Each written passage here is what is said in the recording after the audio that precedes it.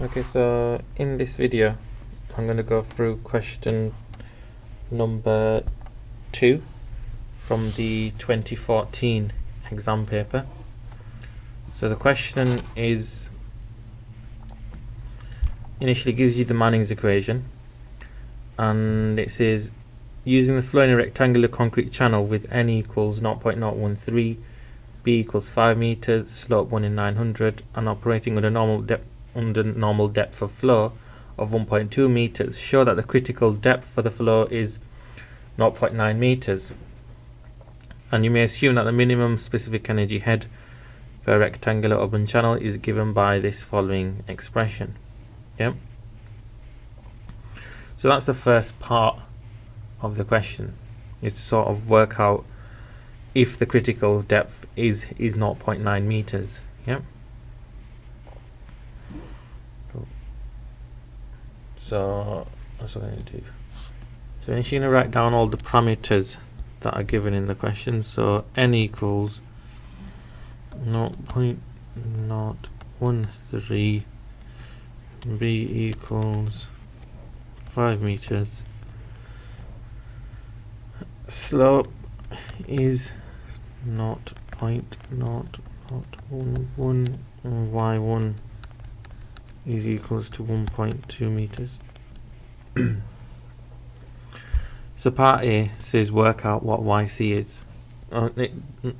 Not work out, but tells you that YC is equals to 0.9 meters.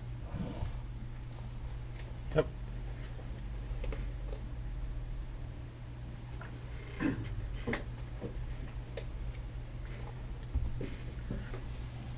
So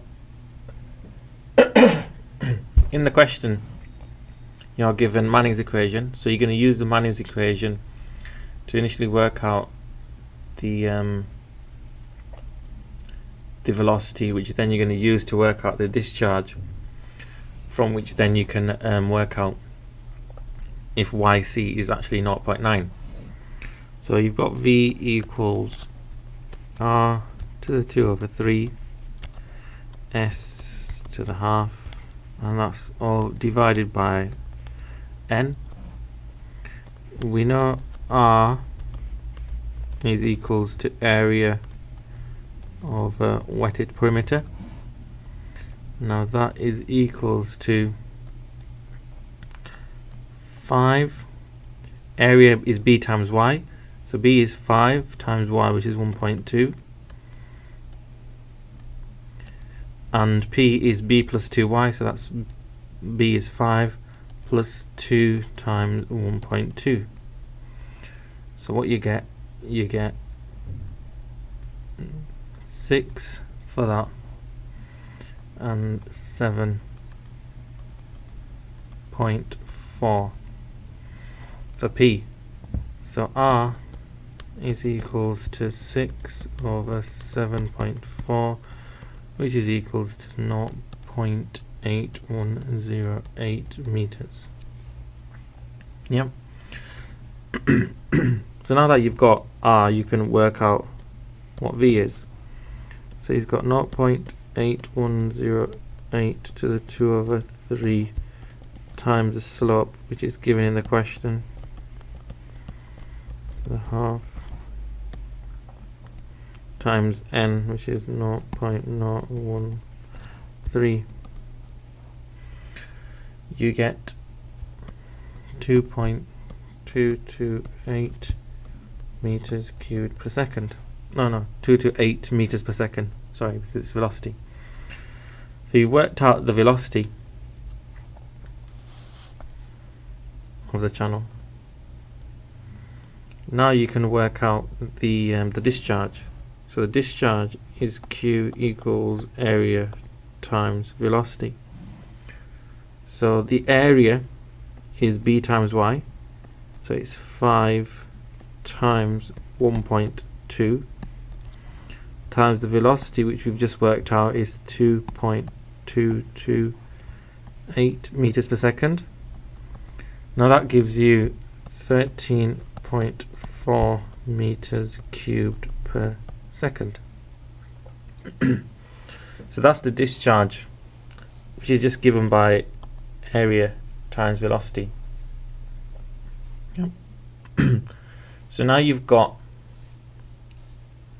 the discharge, from which now you can work out the if the critical depth is 0.9. Critical depth is given by YC equals to Q squared over G cubed root. But because here we don't have small q, but we can manipulate this. Small q is just equals to q is equals to q over b. So now you can sub that back into the equation. So you'd get q squared divided by b squared times g, and then that's all cube root. Yep. So now if you work that out, so you get 13.4 squared divided by b, which is 5 squared times 9.81, and the whole thing is cube root. The answer you get from that is 0.900274 meters. So that's YC. Now the question said show that the critical depth of flow is 0.9 meters, and that's what you've done. So you've shown that at the start it says YC is equals to 0.9, and through our calculations we have worked out that YC actually is 0.9 meters. Yeah, so that would give you 12 marks in that for that question. So this analysis would give you 12 marks.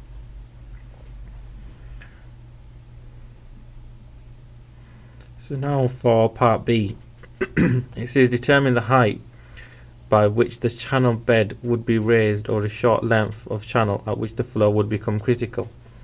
So we've done a similar example in the lectures,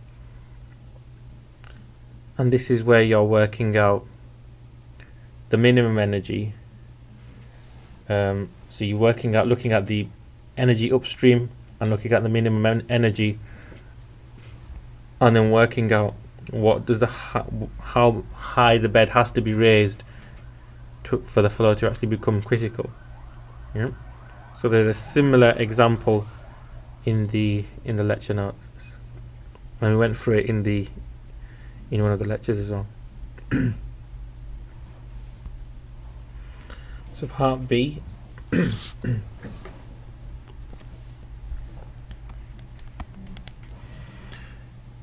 Requires us to use the minimum energy equation. So E minimum is equals to 3/2 YC.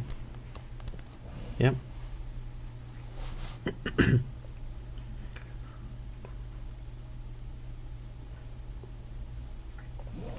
So that's the minimum energy that is required in the channel. Yep. That'll give you the minimum energy occurs at when the Freud is equals to 1, so that's critical energy. So that's what we sort of we need to determine, is the minimum energy the flow needs. So you can work this out.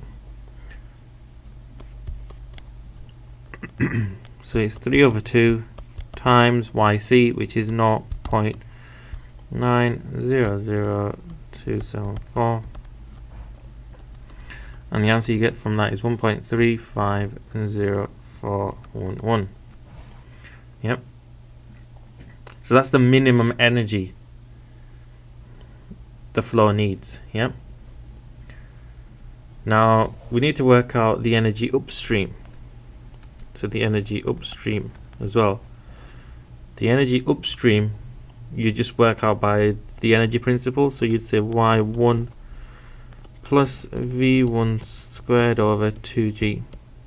Now that gives you 1.2 plus 2.228, we worked it out in part 1, divided by 2 times 9.81, and the answer you get from that is 1.453356. So that's the energy of the flow upstream, and that's the minimum energy the flow needs. So the flow can't flow can't go below 1.35. Yep. Now the question says determine the height by which the channel bed could be raised over a short length of channel at which the flow would become critical. Yep. So we know the flow will become critical at this point. Yep. Because that's the minimum energy the flow needs. Yep. So the energy upstream is 1.453356. So we can work out the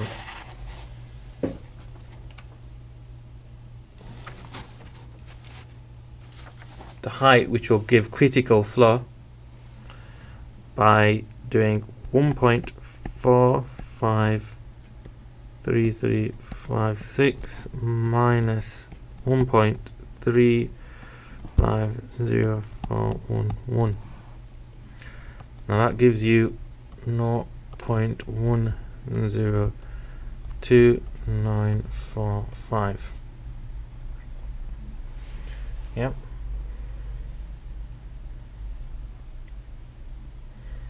So that's the height which will give you critical flow. Now that part B, that answer would give you 8 marks. So you get 12 marks for up to here, and then this analysis would give you the remaining 8 marks. And again, going through it again, you initially would need to work out the minimum energy the flow needs and look at the energy upstream. And because the question says determine the height by which the channel bed could be raised to give critical conditions. Yep. Critical conditions will occur at this height. Yep. So you need to minus the height in the upstream minus this one, and that will give you the height which will give you critical conditions. So that's the solution to that question.